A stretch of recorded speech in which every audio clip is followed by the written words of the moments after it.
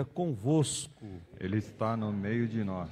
Proclamação do Evangelho de Jesus Cristo segundo Mateus. Glória a vós, Senhor.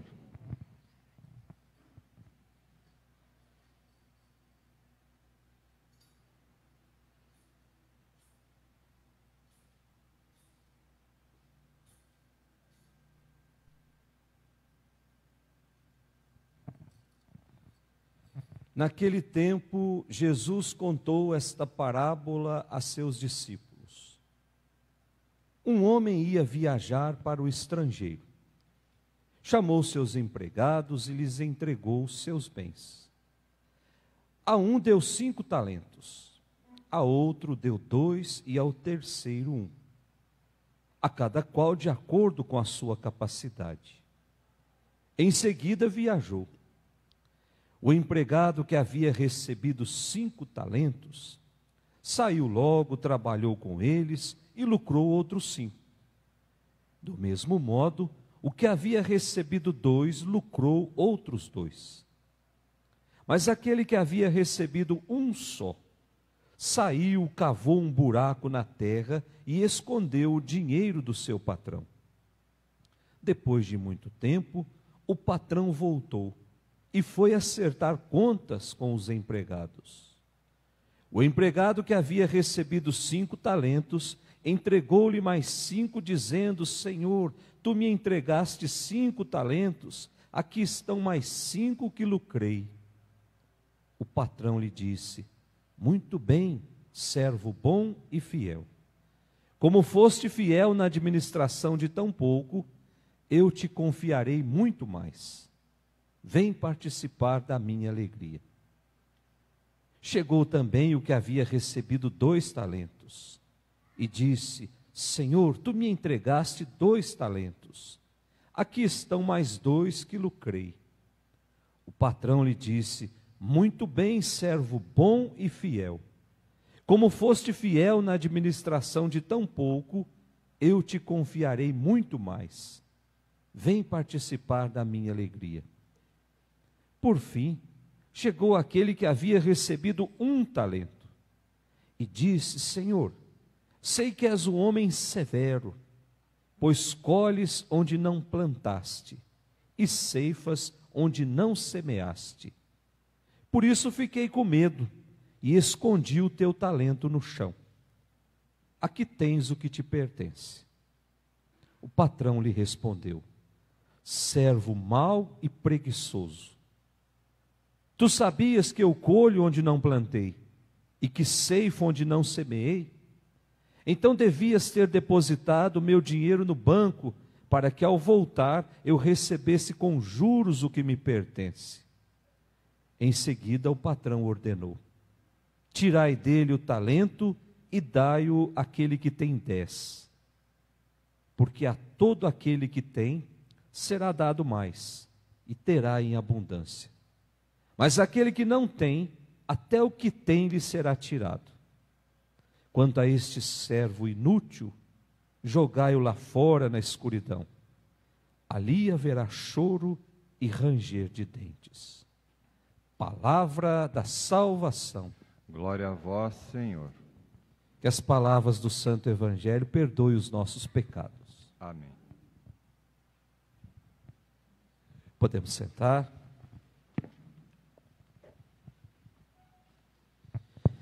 Caríssimos irmãos, caríssimos amigos que nos acompanham pelas redes sociais, nesse domingo de número 33, nós já estamos chegando na nossa reta final da nossa caminhada de tempo comum. Próximo domingo já não será mais o tempo comum. Próximo domingo vamos celebrar a festa de Cristo Rei. Então fica muito claro que a igreja, ela não segue o calendário civil. O calendário civil nos aponta como primeiro dia, o dia 1º de janeiro.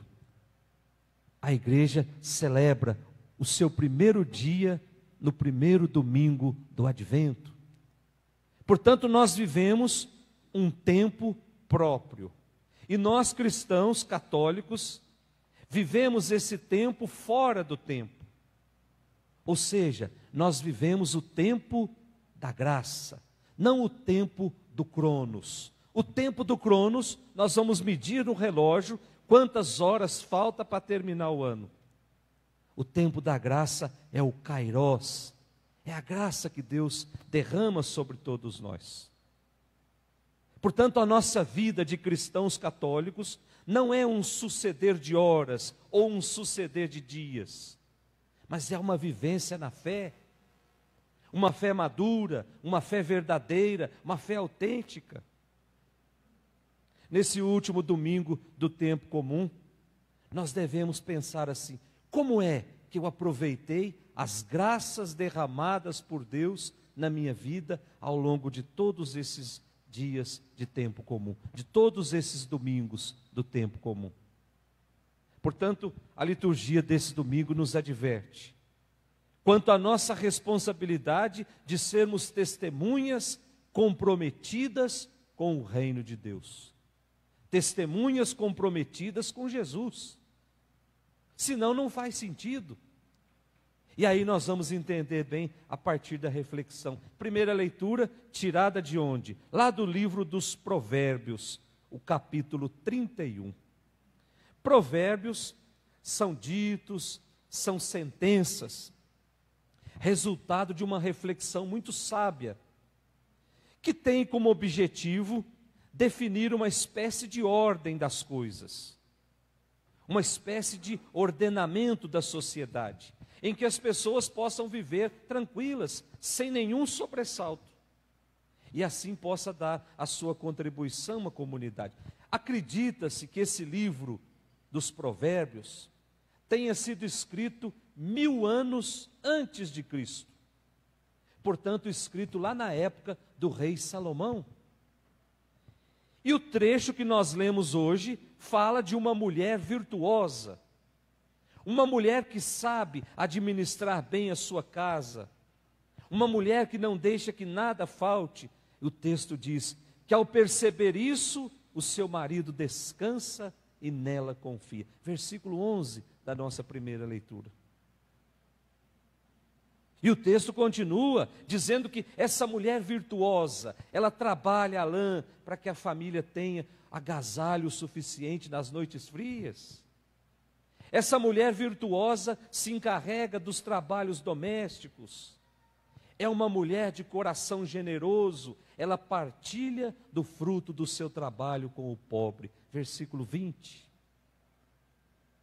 Portanto, mostra o retrato de uma mulher cheia de virtudes. Mas existe a palavra-chave dessa primeira leitura, que está lá no finalzinho, que ela não vai com as convenções do mundo. Para ela, a beleza não é o essencial. O essencial é agradar a Deus. Olha que coisa bonita. Ela não se preocupa com a aparência, mas se preocupa primeiro em respeitar os mandamentos. Portanto, está aqui o modelo ideal de uma mulher de Deus. Qual é o modelo de mulher que o mundo nos apresenta, gente? Basta folhear os jornais, as revistas, ou até mesmo os meios de comunicação, a internet, que nós vamos perceber o modelo de mulher ideal que o mundo quer que nós assumamos. Uma mulher totalmente plastificada.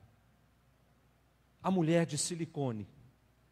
Uma mulher que não quer engravidar, porque senão vai estragar o seu corpo. É esse o modelo de mulher que o mundo quer que nós engolamos.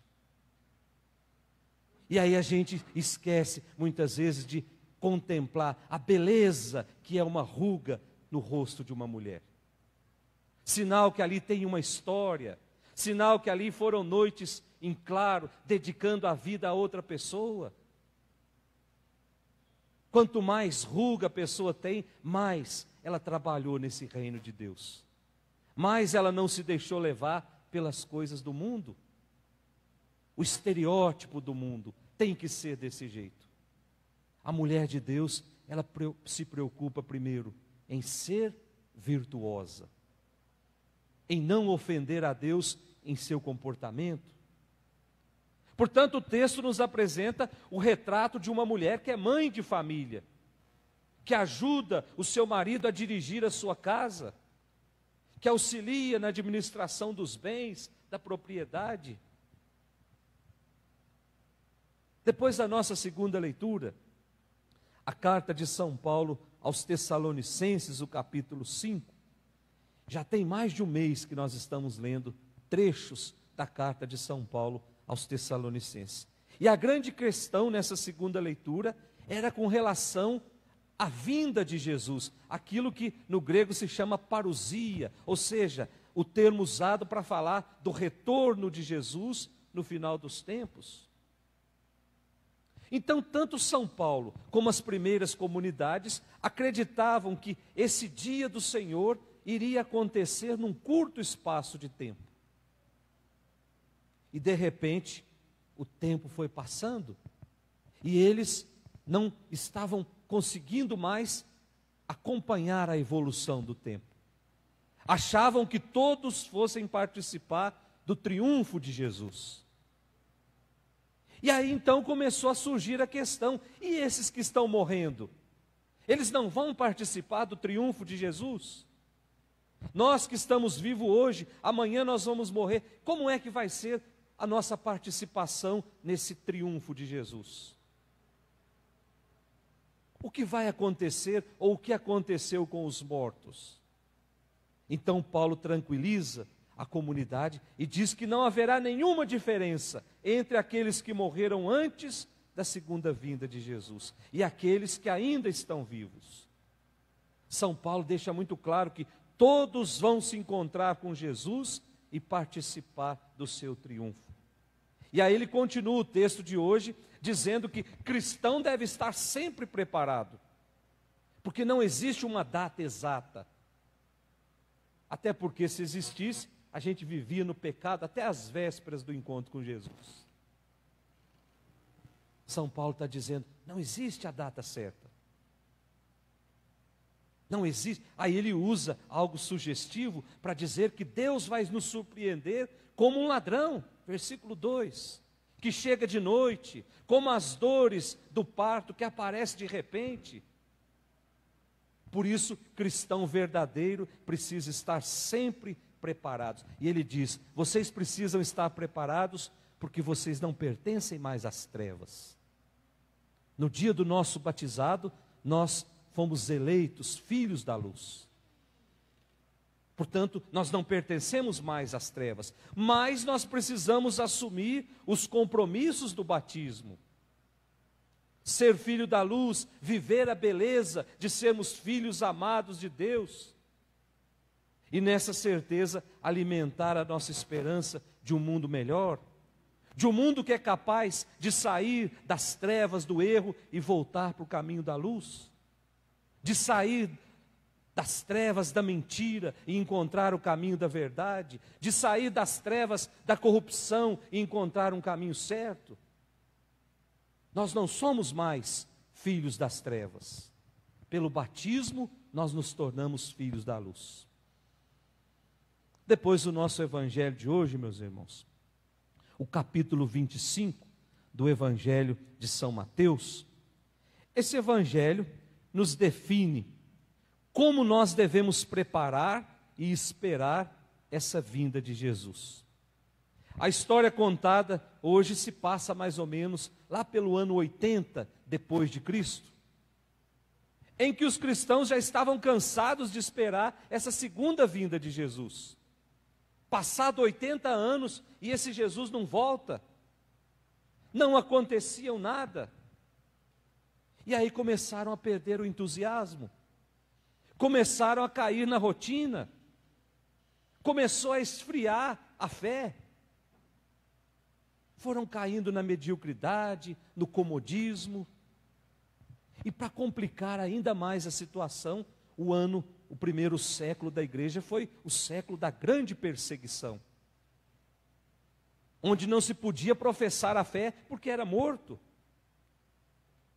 Diocleciano, o grande perseguidor da igreja. Então começou a esfriar essa fé. E aí nós temos esse texto que foi proposto no Evangelho de hoje, que conta a história do homem do patrão que distribui os talentos. Talento, na tradução lá do Antigo Testamento e até mesmo do Novo, um talento correspondia mais ou menos a 36 quilos de prata.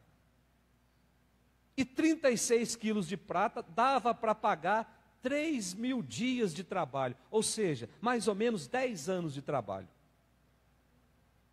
O que o patrão fez foi pegar o mais novo, pegar um de meia idade e o mais idoso e distribuir, como se estivesse pagando o resto da vida deles para trabalhar ali.